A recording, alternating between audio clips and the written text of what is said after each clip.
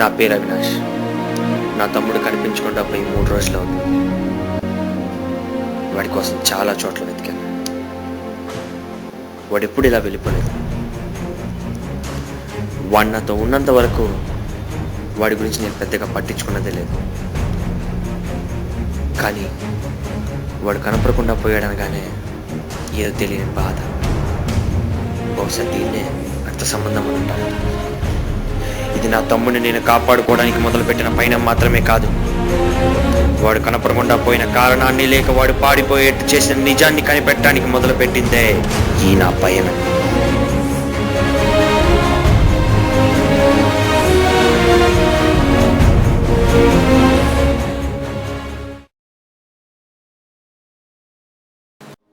మహేష్, నేను చరణ్ వాళ్ళు అన్నాను రా.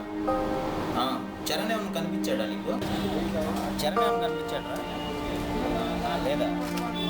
ఎవరితో వెళ్ళాడు? చరణ్ ఏమన్నా కనిపించాడా లేదా?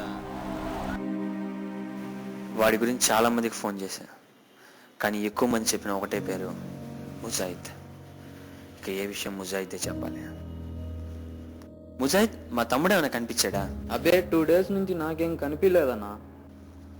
లేదు, 3 రోజులుగా ఇంటికి రాలేదు. ఎక్కడికి వెళ్ళాడో తెలియట్లేదు. నీకేం తెలుసుంటుందని నేను నీ దగ్గరికి వచ్చాను. లేదు, 2 days నుంచి కాల్ కూడా రాలేదు. సరే, నీకేమైనా తెలిస్తే కాల్ చేయి.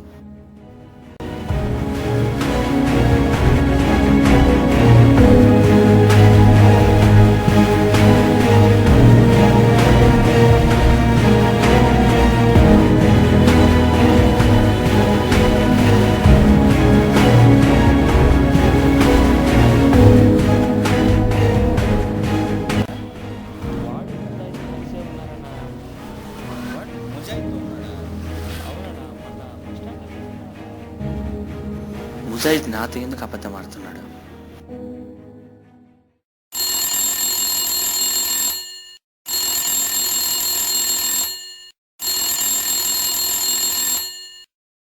హలో చరణ్, ఎక్కడున్నావురా? నీకోసం మీ అన్నయ్య వచ్చాడు. నాకేం తెలియదు అని చెప్పేశాను. నువ్వేం చెప్పదన్నావు కదా, నేనేం చెప్పలేదురా. హలో,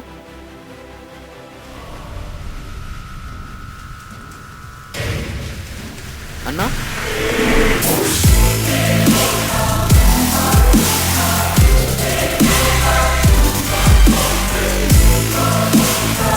మాట్లాడించాను.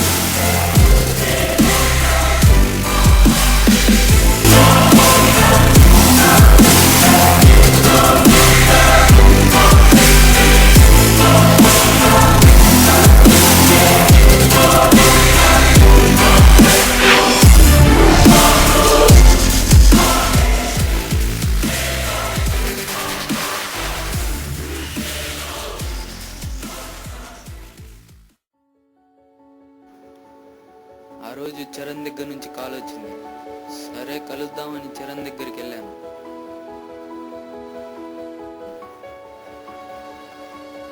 ఏంట్రా చరణ్, ఇక్కడ పిలిచావు? ఏం లేదురా, నన్ను ఫోన్ చేశాడు హైదరాబాద్ నుంచి. అదేదో పార్సల్ పంపించాడంట, అది వెళ్ళి తీసుకోవాలా, అందుకే నేను పిలిచా. ఆ తర్వాత ఇద్దరం కలిసి పార్సల్ తీసుకుందామని బస్ స్టాండ్కి వెళ్ళాను.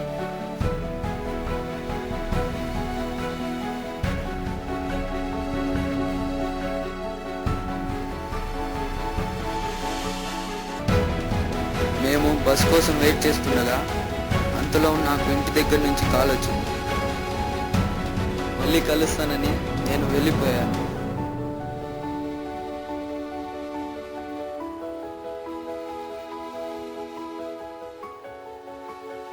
అంటే దీనికి నీకు ఏ సంబంధం లేదు?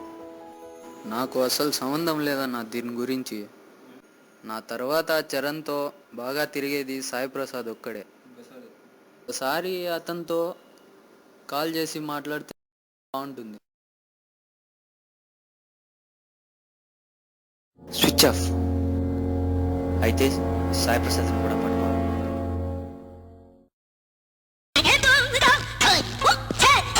hey, hey. Hey, hey. Hey, hey. Hey, hey.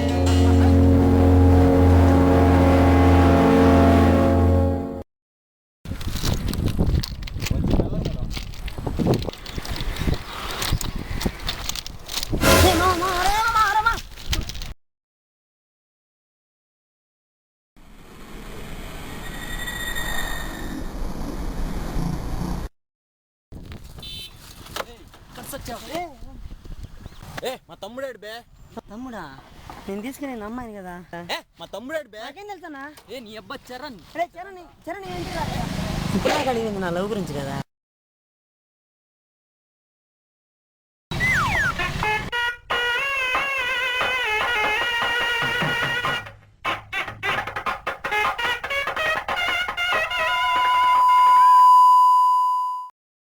నా తమ్ముడు కనిపించకపోవడానికి సాయి ప్రసాద్కి ఏ సంబంధం లేదు. ఇక నా తమ్ముడు ఎక్కడున్నాడని తెలియాలంటే ఆ పార్సెల్ పంపించిన ఆనందే ఫోన్ లిఫ్ట్ చేయాలి.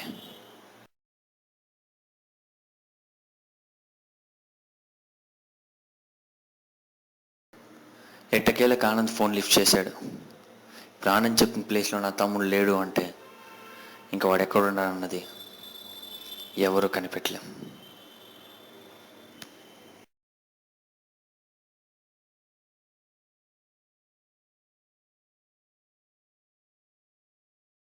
ఎక్కడికి వెళ్ళిపోయావురా? మీ అన్న 2 days నుంచి నీకోసం వెతుకుతుంటే ఏమైపోయారు అసలు? ఇక్కడ ఏం చేస్తున్నావు నువ్వు అసలు? ఇల్లు మీ అన్నతో మాట్లాడుకో, ఒకసారి కనిపించు. ఇల్లు నా గురించి ఎత్తుకుతారా మీరు? చేస్తావా? అవునరా, చావడానికి వచ్చానరా. చచ్చేంత ధైర్యం లేకనే ఇక్కడ కూర్చున్నా. ఏందిరా, నా అన్న వాళ్ళు నన్ను నమ్మలేదు, వేరే వాళ్ళు ఏం నమ్ముతారు నన్ను?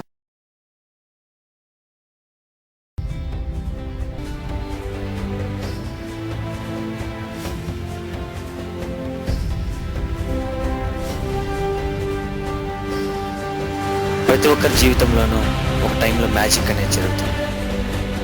ఆ మ్యాజిక్ని సరిగ్గా ఉపయోగించుకుంటే మన జీవితమే మారిపోతుంది. నేను ఆ మ్యాజిక్ కోసం వెయిట్ చేయాలనుకున్నాను. నా తమ్ముడు వెయిట్ చేయాలని కోరుకున్నాను. కానీ నా పట్టుదల వాడిని ఇంతగా బాధ పెడుతుందని మాత్రం నేను ఊహించలేదు. ఆనంద్కి డబ్బులు ఎలా ఇస్తావు? ఆనంద్కే కాదు, నీ బిజినెస్కి కూడా డబ్బులు ఇస్తాను. బిజినెస్కా? దానికి చాలా డబ్బులు ఖర్చు అవుతాయేమో. నాకు మ్యాజిక్ జరిగింది. మ్యాజిక్కా? ఆ రోజు ఆనంద్ నీకు ఫోన్ చేసిన కాసేపటికే నాకు ఫోన్ చేశాడు. ఆనంద్ నేను పార్సెల్ తీసుకోమని పార్సెల్ పంపించిన అదే బస్సులో హైదరాబాద్ నుంచి నెల్లూరుకి నేను వస్తున్నాను. మీరందరూ ఊహిస్తున్నట్టు దాంట్లో ఏ టీషర్ట్లో స్మగుల్డ్ గుడ్స్ లేవు. ఐపీఎల్ బెట్టింగ్ మనీ దగ్గర ₹1 కోటి సమానం. అన్నీ US $.